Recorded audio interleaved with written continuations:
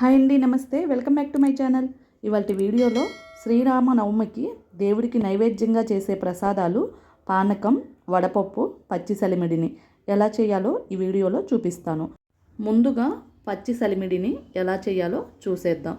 ఇలా ఒక బౌల్ తీసుకొని దీనిలోకి 1 కప్పు బియ్యాన్ని తీసుకోవాలి. మీరు దీనికి రేషన్ బియ్యాన్నైనా తీసుకోవచ్చు, లేదంటే నార్మల్ రోజు అన్నం వండుకునే బియ్యాన్నైనా తీసుకోవచ్చు. వీటిని ఇలా నీళ్లు పోసుకొని శుభ్రంగా 2-3 సార్లు కడిగి ఈ నీళ్ళన్నీ వంపేసుకొని మరలా ఫ్రెష్గా నీళ్లు పోసుకొని మూత పెట్టేసి 2 to 3 అవర్స్ పాటు ఈ బియ్యాన్ని నానబెట్టుకోవాలి. ఇలా 3 అవర్స్ పాటు నానిన తర్వాత ఈ బియ్యంలో నీళ్ళన్నీ మళ్ళీ శుభ్రంగా వంపేసుకోవాలి. నీళ్ళన్నీ డ్రైన్ అవుట్ చేసుకున్న తర్వాత ఈ బియ్యాన్ని ఇలా స్ట్రైనర్లోకి తీసుకోవాలి. ఇలా స్ట్రైనర్లో తీసుకోవటం వల్ల ఎక్సెస్ వాటర్ ఉంటే రిమూవ్ అయిపోతాయి.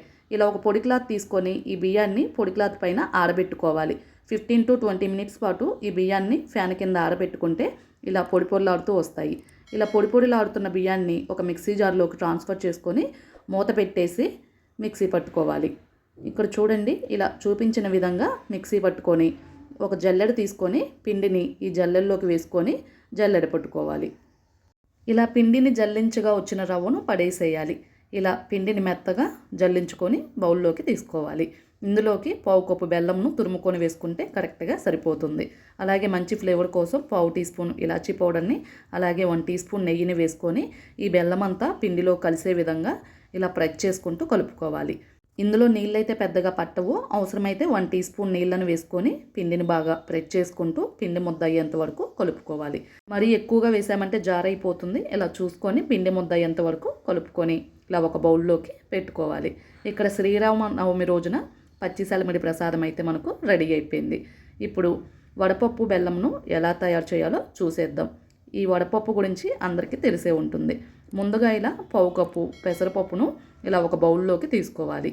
ఈ పెసరపప్పును కూడా ఇలా నీళ్ళతోటి శుభ్రంగా 2-3 సార్లు కడిగి వాష్ చేసుకొని మరలా ఇందులోకి ఫ్రెష్గా వాటర్ పోసుకొని మూత పెట్టేసి 1 అవర్ పాటు నానబెట్టుకోవాలి. ఇలా 1 అవర్ తర్వాత మూత తీసిన తర్వాత పెసరపప్పు కూడా చక్కగా నానిపోయాయి. ఇప్పుడు ఇందులో నీళ్ళన్నీ శుభ్రంగా డ్రైన్ అవుట్ చేసుకోవాలి. ఇలా డ్రైన్ అవుట్ చేసుకున్న తర్వాత ఇలా నానిన పెసరపప్పును ఒక బౌల్లోకి తీసుకోవాలి. ఇక్కడ వడపప్పు కూడా రెడీ అయిపోయినట్లే. ఇలా చిన్న బెల్లం ముక్క పెట్టుకుంటే శ్రీరామనవమి రోజున దేవుడికి పెట్టే నైవేద్యం వడపప్పు బెల్లం కూడా రెడీ అయిపోయినట్లే.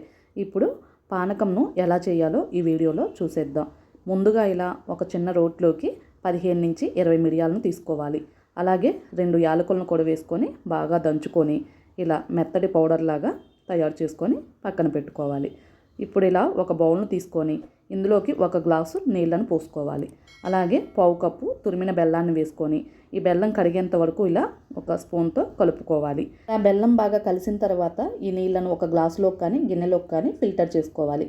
ఇలా ఫిల్టర్ చేసుకోవటం వల్ల ఇందులో ఏదైనా డస్ట్ పార్టికల్స్ ఉంటే రిమూవ్ అయిపోతాయి. ఇప్పుడు ఇందులోకి మెత్తగా దంచిన మిరియాలు, యాలకుల పొడిని వేసుకోవాలి.